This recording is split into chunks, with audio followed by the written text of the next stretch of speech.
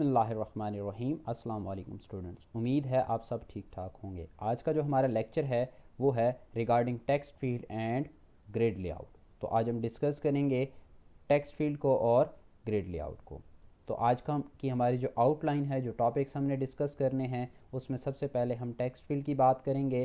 Text field को इससे पहले भी हम डिस्कस कर चुके हैं, फर्स्ट लेक्चर में हम लोगों ने बड़ा डिटेल में इसको डिस्कस किया था, बट अब हम ज़रा मज़ीद डिटेल की बात करेंगे। वो ये कि टेक्स्ट फील्ड को अगर हमने इनिशियल टेक्स्ट के साथ डिस्प्ले कराना हो, यानी जब भी टेक्स्ट फील्ड यूज़र को डिस्प्ले हो तो उसमें कुछ डेटा डिस्प्ले कराना हो, तो वो हम किस तरीके से कर सकते हैं। इसी तरीके से अगर आपने टेक्स्ट फील्ड में एडिटिंग को डिसेबल करना हो, यानी यूज़र उसमें डेटा जो है वो व्यू कर सके बट उसमें कुछ चेंजेस परफॉर्म ना कर सके, उसमें कोई इनपुट ना दे सके, तो वो हम किस तरीके से करते हैं। तो नॉर्मली आप इसको कह सकते हैं कि यहाँ पर हम डिस्कस करेंगे कि टेक्स्ट फील्ड को आपने रीड ओनली किस तरीके से बनाना है। उसके बाद फिर हम बात करेंगे ग्रिड लेआउट की।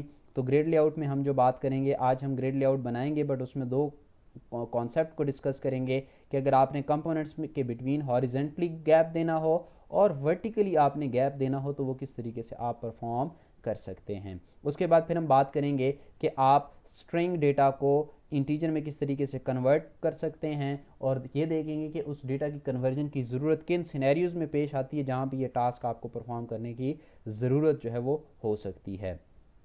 और लास्ट पे हम एक काउंटर एप्लीकेशन जो है वो डेवलप करेंगे जिसमें यूज़र के पास दो बटन्स होंगे। जब हम उसको ग्राफिकली व्यू करेंगे तो आपको बेहतर अंडरस्टैंडिंग वहाँ पर डेवलप होगी, जिसमें काउंट का बटन होगा और दूसरा रीसेट के बटन होगा। जैसे ही काउंट के बटन के ऊपर यूज़र क्लिक करता जाएगा तो काउंटर में इंक्रीमेंट होता जाएगा, और जैसे ही रीसेट के बटन के ऊपर क्लिक किया जाएगा तो काउंटर आपका रीसेट हो जाएगा। तो नेक्स्ट लेक्चर के टॉपिक्स को डिस्कस करने से पहले प्रीवियस लेक्चर को ज़रा ओवरव्यू देख लेते हैं कि उसमें हमने क्या क्या टॉपिक्स को डिस्कस किया।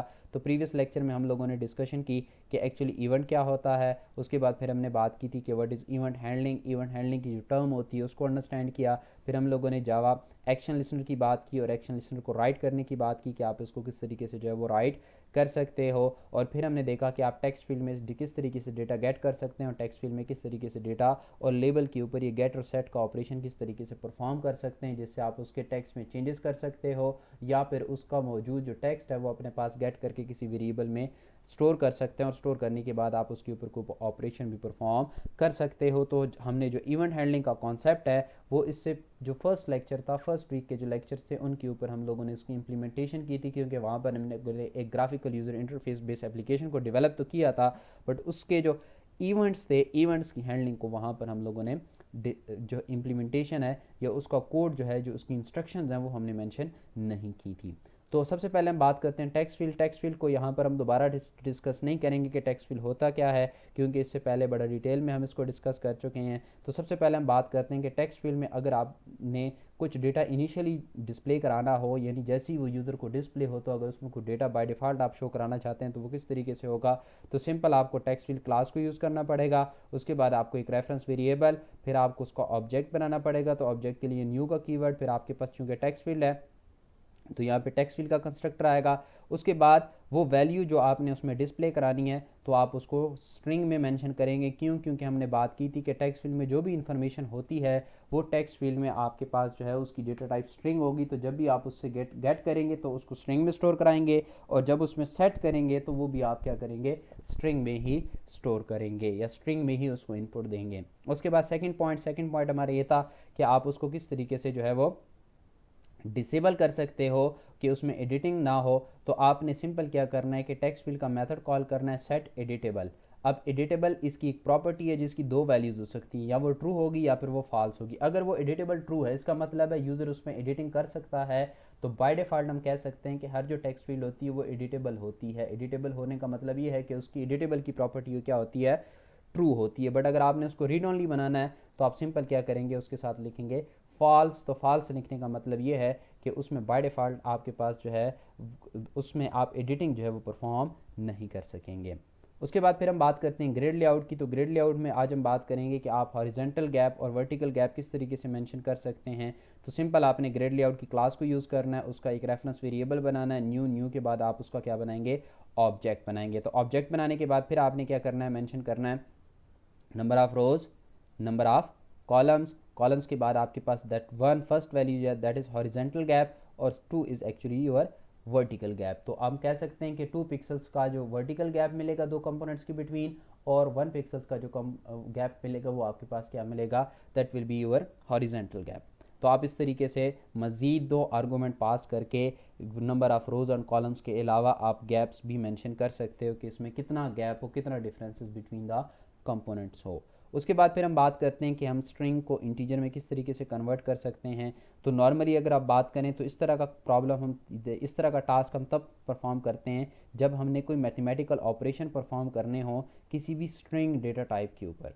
ठीक है बात। और ये नॉर्मली मैथमेटिकल ऑपरेशन तभी परफॉर्म किए जाएंगे जब उस स्ट्रिंग डेटा टाइप में कुछ नंबर्स होंगे। अगर आपके पास अल्फ़ा न्यूमेरिक डेटा है तब भी नहीं हो सकता, और अगर आपके पास सारे के सारे अल्फ़ाबेट्स हैं तब भी उसमें कोई टास्क परफॉर्म नहीं हो सकता। अब एक्चुअली इसकी ज़रूरत कैसे पेश आती है। सपोज़ आप कोई एप्लीकेशन बना रहे हो जिसमें आपके पास यहाँ पे कुछ डेटा टेक्स्ट फील्ड में यूज़र ने इनपुट किया 1 2 3। अब हम कहते हैं सपोज़ आपने इसको ऐड करना है, तो एक और टेक्स्ट फील्ड में यूज़र ने इनपुट किया यहाँ पर 2। तो अगर हम बात करें तो अगर मैं इसमें से टेक्स्ट फील्ड में से डेटा गेट करूँगा तो उसकी डेटा टाइप क्या होगी, स्ट्रिंग। इसमें से डेटा गेट करूँगा डेटा टाइप क्या होगी, स्ट्रिंग। तो दो स्ट्रिंग को जब आप ऐड करेंगे प्लस करेंगे तो क्या एडिशन परफॉर्म होगी, आंसर इज़ नो। वहाँ पर कंकैटिनेशन परफॉर्म होगी। इस तरीके से अगर दो स्ट्रिंग्स को मल्टीप्लिकेशन का कॉन्सेप्ट आए तो ये पॉसिबल ही नहीं है। तो इस तरह के सिनेरियोज में फिर हमें कन्वर्जन करनी पड़ती है, आपकी स्ट्रिंग डेटा टाइप को फिर हमें इंटीजर में जो है वो मूव करना पड़ता है।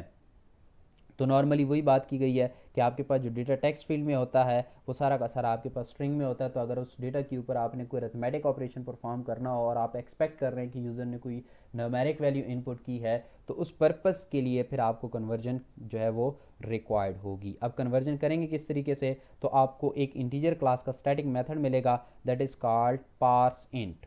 तो स्टैटिक है तो स्टैटिक को कैसे कॉल करेंगे, इंटीजर की क्लास के साथ। इसको अब हम आगे इंस्ट्रक्शन जो है वो इसकी मेंशन करेंगे। इस तरीके से आपके पास पार्स फ्लोट का मेथड भी अवेलेबल है, पार्स डबल का मेथड भी अवेलेबल है, और दीगर जो आपके पास डेटा टाइप्स हैं, प्रिमिटिव डेटा टाइप्स हैं, उन सारों के मेथड आपके पास अवेलेबल हैं। तो आप उनको यूज़ करके आप किसी भी डेटा टाइप में जो है वो स्ट्रिंग वैल्यू को वैलिड अगर न्यूमेरिक वैल्यू है तो उसको पार्स कर सकते हैं। अदरवाइज़ आपको पार्सिंग में जो है वो एक्सेप्शन फेस करनी पड़ सकती है। तो हम किस तरीके से इसको पार्स करेंगे, तो अगर आपके पास टेक्स्ट फील्ड में डेटा है तो टेक्स्ट फील्ड में डेटा आपने गेट करके स्ट्रिंग वेरिएबल में स्टोर करा लिया। डेटा के वेरिएबल में आपने किया इंटीजर डॉट पार्स इंट और इसको ये वाला डेटा पास किया। तो ये क्या करेगा, पार्स करेगा। पार्स करने के बाद इस वैल्यू को रिटर्न करेगा और रिटर्न करके आप उसको इंटीजर में जो है वो स्टोर करा सकते हैं। तो अगर आप इसकी रिटर्न टाइप देखें तो it's return type is int. What is integer, तो इंटीजर यहाँ पर हमारे पास एक रैपर क्लास है जिसको हम यहाँ पे यूज़ कर रहे हैं ये पर्टिकुलर टास्क परफॉर्म करने के लिए। उसके बाद लास्ट पे जो मैं आपको बात बता रहा था that was the counter application, जिसके बारे में हम बात कर रहे थे कि आपके पास एक काउंट का इसमें लेबल है। ठीक है बात। उसके बाद अगर हम बात करें तो इसमें आपके पास जो है वो दो बटन्स हैं, एक काउंट और दूसरा आपके पास जो है वो रीसेट का बटन है। और उसके बाद हमारे पास यहाँ पे जो है वो एक टेक्स्ट फील्ड है। तो ये कुछ कंपोनेंट्स हैं, तो इन कंपोनेंट्स को हम लोगों ने आइडेंटिफाई कर लिया है।